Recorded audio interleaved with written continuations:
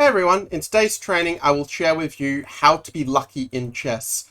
And I say that because as I played the Slav defense, my opponent immediately played the Exchange Slav, just so I was thinking, I hope he doesn't play the Exchange Slav. So we end up with this position and I decide I don't want to just go into the main line of knight f6, knight c3, where my opponent is likely to be well prepared for the different options at black's disposal. And so I tried to be a bit creative and played a move of bishop f5, trying to extract some value out of this move order. And queen b3, we go queen d7, and we get some creative options like maybe I'll go f6 and try to grab some space on the queen side in the spirit of the Jabava London. And yeah, the computer says white's a little bit better here, but at least you get a interesting unbalanced position with scope to play for the win. And after knight c3, e6, knight f3, it was clear my opponent just wanting to play very, very safe. So rather than falling into his plan with knight f6, I was a little bit creative and played the move bishop d6. You might have noticed there's some resemblance to the Crazy House variation against the London system, as it were. Not because, it was a Crazy House video, but because it was, a system that often comes up in that variant. But yeah, my opponent played bishop to g3, and I think that during the game I was leaning towards playing knight g to e7, but I didn't really understand why until a couple of moves later. But now I do kind of wish I had played it, because it would have avoided some of the problems that come up in the game. But instead I played knight f6, and yeah, if you're enjoying this video so far, do make sure to leave a like and to consider subscribing. That's going to ensure you don't miss out on any of these trainings, where I'm trying to keep them in bite-sized 10-minute or so videos. So that even if you don't have a whole lot of time for your chess each day, you can still make that little bit of an improvement through my training. I kind of wish now I'd played rook c8 and just not let him double my pawn so easily, but in the game I castled and I thought, okay, this position might be easier for white to play, but I figured, okay, how bad can this sort of be? And now, I kind of wish that maybe I'd played a move like bishop e7 and just kind of gone for the c5 break as quickly as possible. If they do play, let's say, like knight a4, trying to stop it, I do have moves like knight e4 to renew the idea. So I think it shouldn't be, by any means, a problematic position for black. Let's put it like this. But I was a little bit automatic in how I approached the play, and I think that bishop g3 is just a little bit of a strategic mistake. Like, it would be able to go knight e4 and try to, take with the bishop, the knight, or at least if they do take, at least you are taking back with the queen and you're getting a bit more of an active position. Whereas here, you're just slightly improving white's placement of the pieces, and queen a5 is, it's in the right spirit to want to play actively, but it's probably not ideal compared to, say, a move like knight e4, for example, which is a bit more active in a more solid way. But what do you think is the move that my opponent should have played here as white?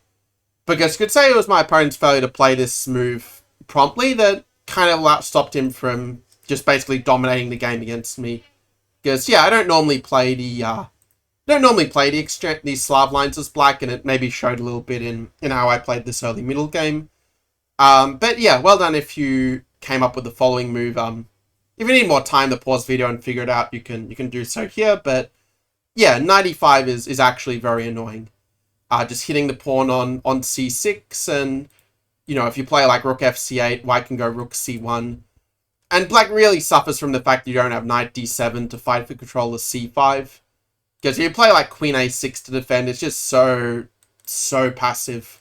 Like b3, I'll go like f3 to dominate my knight with the distance 4 concept. You'll play queen d2, and the position just plays itself. I think that it's still a position, if you're a really strong player, you'll probably even beat Magnus Carlsen from this position as white, but that's how good it is.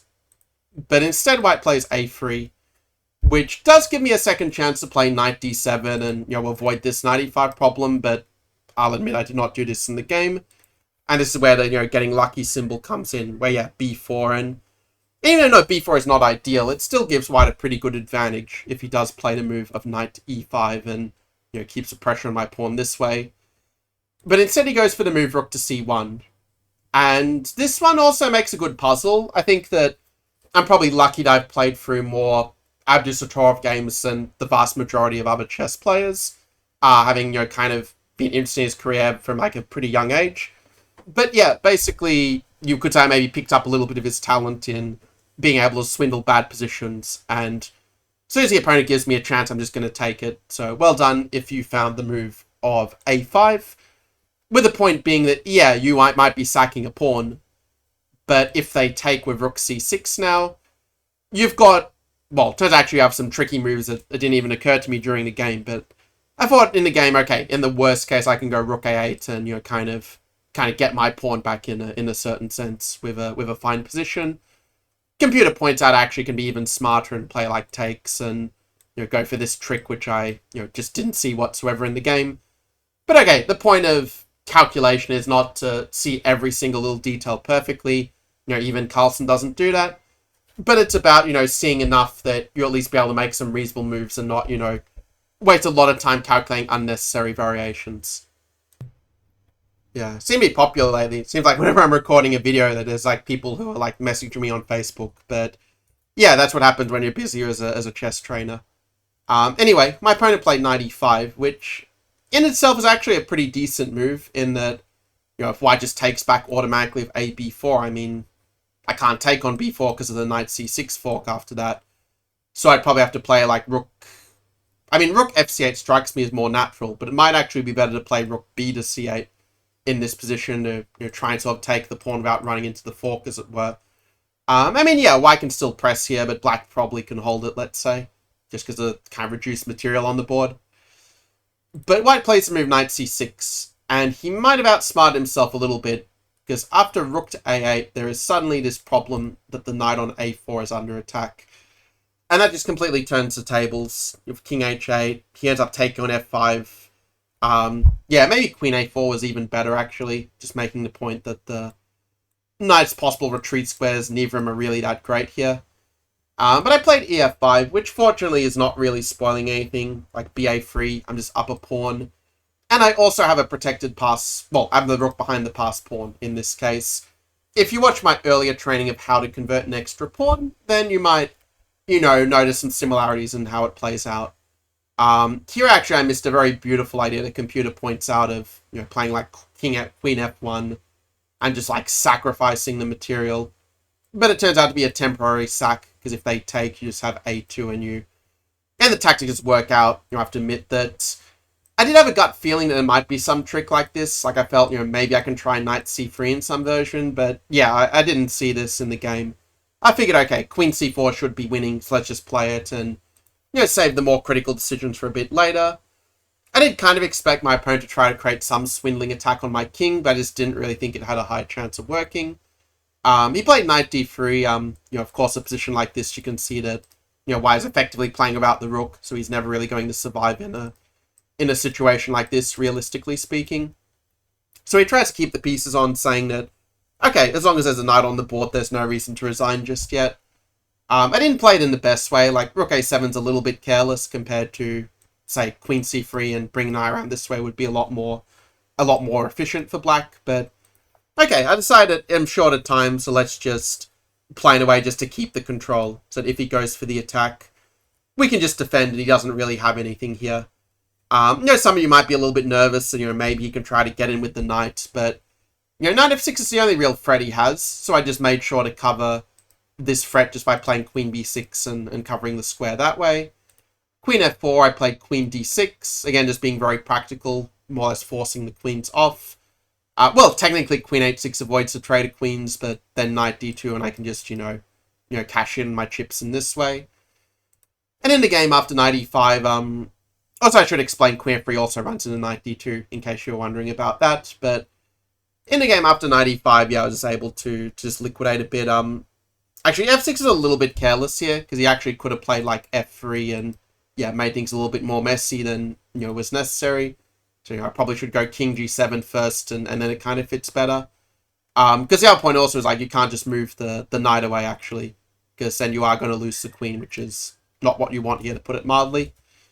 But yeah, after f6, knight d3, I just traded queens, knight to c3. Yeah, knight d2 was admittedly a lot better, but okay, I want to just defend the pawn, and, you know, my safety first approach, while it wasn't the most precise, it was still good enough. Actually, this was a little bit careless. I actually shouldn't have let him sack the exchange and, you know, get this position at, you know, probably white can actually save the draw because of his pressure on d5. So this was actually a little bit careless. I should have gone rook b3 instead was the right way to do it, so he doesn't have the exchange sack idea anymore. But fortunately for me, yeah, in time pressure, he did not see this, and I was sort of able to, yeah, bring it back to being in control. I mean, I don't really know why I didn't play rook b1 sooner. That was kind of obvious, but yeah, okay. Still, I keep control, and yeah, at this point, he just resigned because he's just losing the house once the f2 pawn falls one way or the other. So yeah, that was this game. Like, it wasn't a perfect one. Like, it was maybe one of my weaker quality games in this session. But it shows you how to be lucky in chess. That just because you have a bad position doesn't mean that we should start beating ourselves up or, you know, get too discouraged. Our opponents are still likely to make mistakes. This is something that Abdusattorov has proved by swindling pretty much every single shot of the world's top chess players several times by now. And if Abdusattorov can do it against the world's best players, it means that against your opponents, you also have a pretty good chance of winning the game, actually, if you just keep finding good moves and keep saying them problems from the, you know, to make their life more difficult, even when objectively they might be winning or much better. So I hope that you got some value from this training. Do let me know in the comments below. What was your favourite part of this game, or a particular idea that really made an impression on you? Always interested to, you know, read that, as it were. And yeah, I will see you in the next training with, you know, more games of mine from this match. And yeah, until then, have a good day.